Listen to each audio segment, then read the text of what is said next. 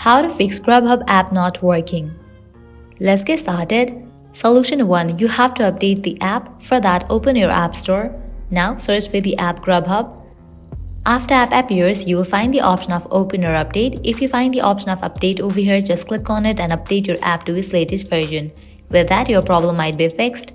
Heading towards next solution, open your settings app.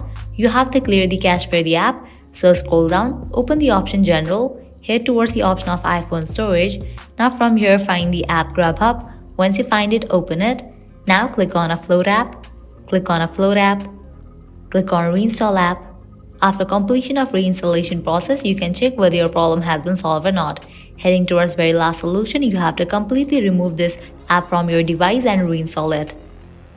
For that, long press on the Grubhub app. Click on the option of Remove app. Click on Delete app. Click on Delete. Once you delete this app, open your App Store. Now search for the app Grubhub. After app appears, click on Get. After you apply these solutions, your problem will be fixed. So this is how you can fix Grubhub app not working.